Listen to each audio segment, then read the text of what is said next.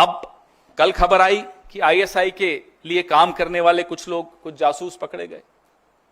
पहले भी खबर आई थी, डीआरडीओ का एक प्रदीप कुरुलकर संघ से बड़ा जुड़ा हुआ था, राष्ट्रीय स्वयंसेवक संघ से, पाकिस्तान को कुछ सूचनाएं गोपनीय देता था। क्या हुआ उसका?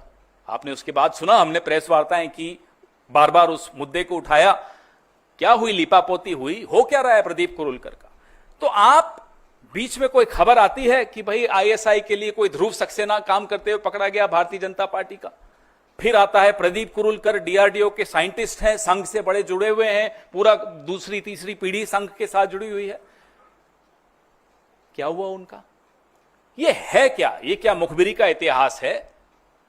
ये क्या रिश्ता है आपका पाकिस्तान के साथ? ये हमें जानना जरूरी है, देश को जानना जरूरी, क्योंकि आज आप तमाम संस्थाओं पे कब्जा किए बैठे, इसलिए ये जानना जरूरी है। नरेंद्र मोदी जी जब मुख्यमंत्री थे गुजरात के, तो एक लाइन बड़ी अच्छी बोलते थे, जो आज के लिए बिल्कुल उपयुक्त है, कि समस्या बॉर्डर पे नहीं है, समस्या दिल्ली में है।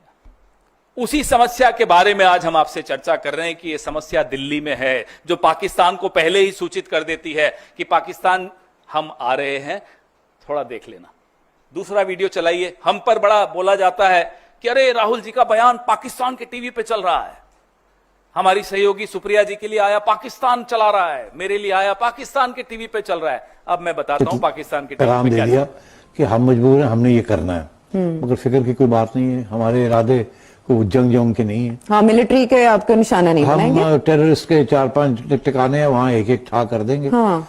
और आंख मारी के निकाल लो लोगों को वहां से। जी, बताने का तो यही वहां तो यही तनकीद की जा रही है कि आपने तो अलर्ट कर दिया भाई। तो जाहिर है फिर वहां से अगर कोई था वहां, हाँ। बच्चे थे तो उनको निकालिए, फिर भी कुछ रह गए, फिर भी मारे गए, सिविलियंस मारे गए। तो इनका ये कहना है कि हमने तो आपको बता दिया था कि हम आ रहे हैं और आप, तो यार अगर सजा देनी थी तो ये ऐसे करते हैं। तो ऐसा कि ये पहले दिन से ये फरेब थे, ये सब एक ड्रामा था। ये अवाम को गुमराह कर रहे थे, अपनी अवाम को, और हमारे साथ जंग नहीं करना चाहते थे। अच्छा। अवाम को कह रहे थे हम इंतकाम करेंगे, हम जंग करेंगे, उनको सबक सिखाएंगे।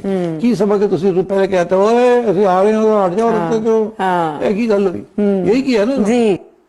ये आप देख रहे हैं जयशंकर जी के चर्चे पाकिस्तान में टीवी पर चल रहे हैं और हंसी उड़ाई जा रही है हमारे मुल्क की। क्या बर्दाश्त करेंगे हम और आप?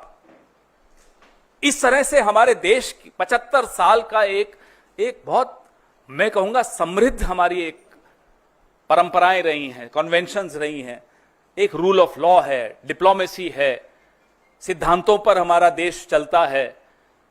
हम खुद कभी युद्ध नहीं करते, बिल्कुल सही बात है, हम सिर्फ रिटेलिएशन करते हैं, अपने इंटरेस्ट का प्रोटेक्शन करते हैं, हम अपने हितों की रक्षा करते हैं। और उसके बाद जयशंकर इस तरह का बयान दें जो पाकिस्तान में और पूरे देश में, पूरे विश्व में हमारी हंसी उड़ रही है।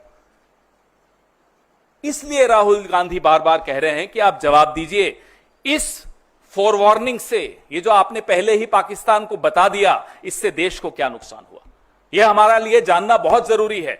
देश के कितने हवाई जहाज गिरे, देश को क्या नुकसान हुआ और कितने आतंकी बच के भाग गए, यह जानना हम सब के लिए बहुत जरूरी है।